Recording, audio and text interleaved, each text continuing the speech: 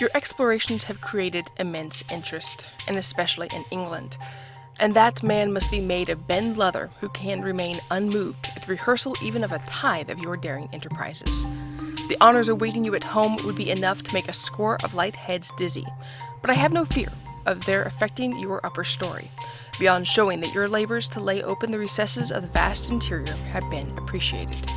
You have succeeded beyond the most sanguine expectations in laying open a world of immoral beings, all needing the gospel, at a time, now that war is over, when people may exert their energies on an object compared with which that which has occupied the master minds of Europe and expended so much money and shed so much blood is but a phantom.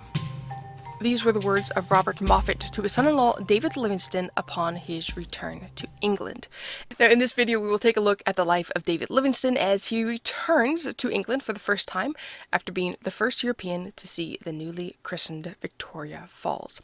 We will try to share some of the insights as to what he experienced, having left the country as a no-name doctor and missionary, only to return a national hero for his work of missions and exploration. As we have said before, the majority of the text for these videos is taken from books recounting his life and explorations. If you'd like to read the entirety of those books for yourselves, you can find them in the description below or by clicking the QR code on the screen. And by using our link to Amazon, you are helping the channel to grow so we continue to make videos about God's peculiar people. We greatly appreciate your help with that. But for now, let's turn our minds to learning more about David Livingstone's hero's welcome.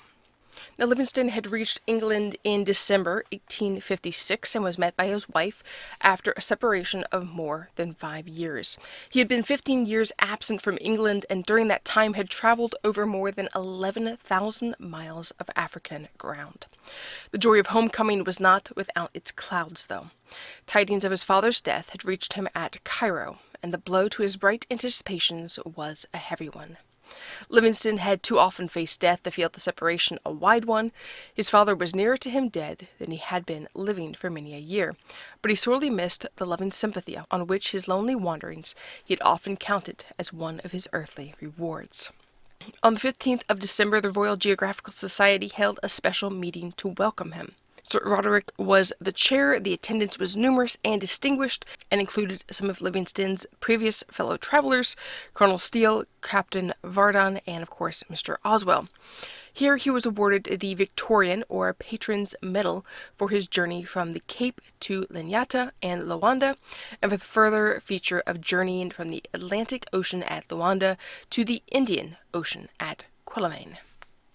On receiving the medal, Livingstone apologized for his rustiness in the use of his native tongue, said that he had only done his duty as a Christian missionary in opening up a part of Africa to the sympathy of Christendom, that Steele, Vardon, or Oswell might have done all that he had done, that as yet he was only buckling on his armor, and therefore in no condition to speak boastfully, and that the enterprise would never be complete till the slave trade was abolished and the whole country opened up to commerce and Christianity. On the next day, December 16th, Mr. Livingstone had his reception from the London Missionary Society in Freemasons Hall. Lord Shaftesbury was in the chair. "What better thing can we do," asked the noble Earl, "than to welcome such a man to the shores of our country? What better than to receive him with thanksgiving and rejoicing that he is spared to refresh us with his experience and give his strength to further exertions? What season more appropriate than this, when at every hearth and in every congregation of worshippers the name of Christ will be honored with more than ordinary devotion, to receive a man whose life and labors have been in humble, hearty, and willing obedience to the angel song. Glory to God in the highest, and on earth peace, goodwill towards men." In reply, Livingstone simply acknowledged the kindness of the directors, with whom for 16 years he had never had a word of difference. Now, as soon as he could tear himself away from these first engagements, he ran down to Hamilton to see his mother, children, and other relatives. His father's empty chair deeply affected him. The first evening, writes one of his sisters, he asked all about his illness and death. One of us remarking that after he knew he was dying, his spirits seemed to rise, David burst into tears. At family worship that evening, he said with deep feeling, "We bless thee, O Lord, for our parents. We give thanks for the dead who has died in the Lord." At first, Livingstone thought that his stay in the country would only be for 3 or 4 months, as he was eager to be at Quillimane before the unhealthy season set in, but he was induced to remain longer. Why? One of the main reasons was for the writing of a book of his travels, the book we know today as Missionary Travels and Researches in South Africa. Now, just as a note, that is simply the simple version of the name of the book. Many times it's just called Livingstone's Missionary Travels.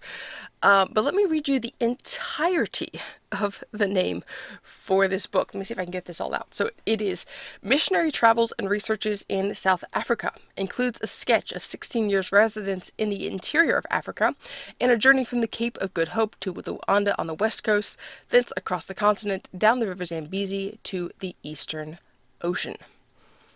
So thankfully we don't have to read all of that name every single time, but often it's just mentioned, referenced as Missionary Travels and Researches in South Africa. Now, if Livingstone ever doubted the propriety of writing the book, the doubt must have vanished, not only in view unequaled interest excited by the subject, but also of the readiness of unprincipled adventurers, and even some respectable publishers, to circulate narratives often mythical and quite unauthorized. The early part of the year 1857 was mainly occupied with the labor of writing. For this he had materials in the journals which he had kept so carefully, but the business of selection and supplementing was laborious, and the task of arrangement and transcription very irksome. In fact, this task tried the patience of Livingstone more than any which he had yet undertaken, and he used to say that he would rather cross Africa than write another book. His experience of bookmaking, though, increased his respect for authors and authoresses 100-fold. Now, in spite of his literary work, the stream of public honors and public engagements began to flow very strongly. The Prince Consort granted him an interview soon after his arrival, in presence of some of the younger members of the royal family. In March 1857, it was agreed to present him with the Freedom of the City of London in a box of the value of 50 guineas, and in May the presentation took place. Most of his public honors, however, were reserved till autumn. The Missionary Travels was published in November 1857, and the success of the book was quite remarkable. It has sometimes been a complaint that so much of the book is occupied with matters of science, geographical inquiries, descriptions of plants and animals, accounts of rivers and mountains, and so little with what directly concerns the work of the missionary. In reply to this, it may be stated in the first place that if the information given and the views expressed on missionary topics were all put together, they would constitute no insignificant contribution to missionary literature. But there was another consideration. Livingstone regarded himself as but a pioneer in missionary enterprise. During 16 years, he had done much to bring the knowledge of Christ to tribes that had never heard of him. Probably no missionary in Africa had ever preached to so many Africans. In some instances, he had been successful in the highest sense. He had been the instrument of turning men from darkness to light, but he did not think it right to dwell on these cases because the converts were often inconsistent and did not exemplify a high moral tone.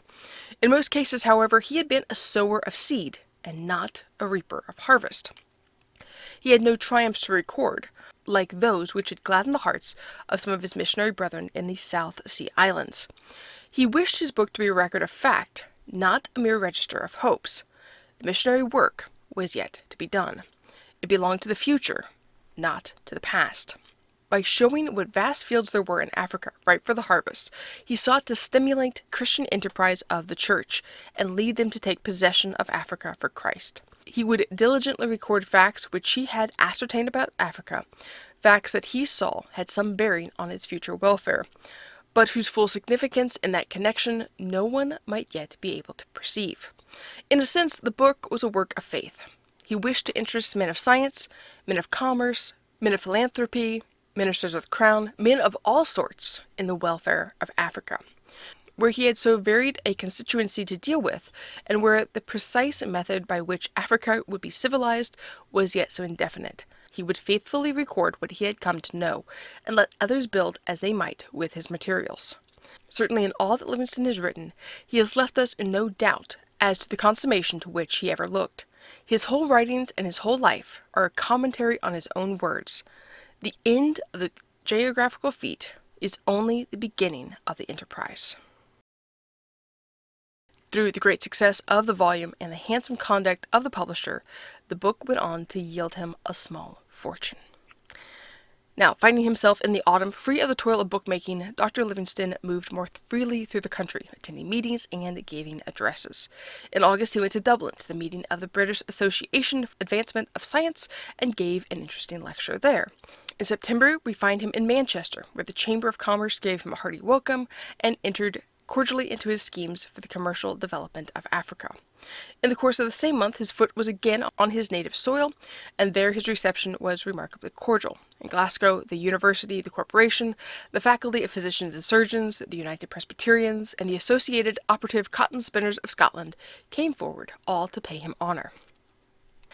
Livingstone would go on to visit and speak in Edinburgh, Oxford, Cambridge, and many other places. Perhaps one of his most interesting interviews came on February 13, 1858, when he had the honour of an interview with Her Majesty, the Queen. A Scottish correspondent of an American journal, whose letter at other points showed that he had good information, after referring to the fact that Livingstone was not presented in the usual way, says, "He was honoured by the Queen with a private interview. She sent for Livingstone, who attended Her Majesty at the palace without ceremony, in his black coat and blue trousers, and his cap surrounded with a stripe of gold lace. This was his usual attire, and the cap had now become the appropriate distinction of one of Her Majesty's consuls, an official position to which the traveller attaches great importance, as giving him the consequence in the eyes of the natives and authority over the members of the expedition. The Queen conversed with him affably for half an hour on the subject of his travels. Dr. Livingstone told Her Majesty that he would now be able to say to the natives that he had seen his chief, his not having done so before having been a constant subject of surprise to the children of the African wilderness.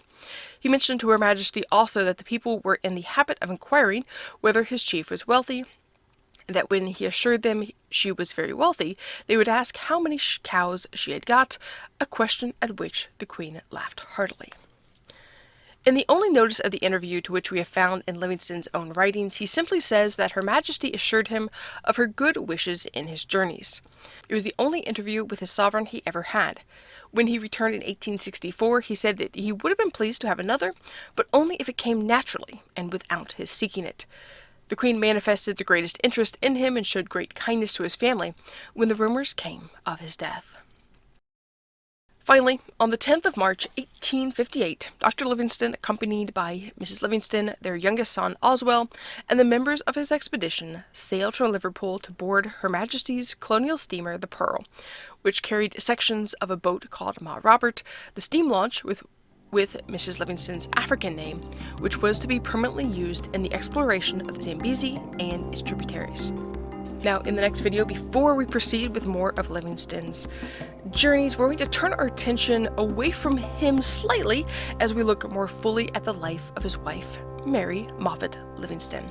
So make sure you are subscribed to God's Peculiar People so you don't miss our next video. And if you enjoy it, please make sure to share it with others, like, subscribe, and we thank you as always for watching.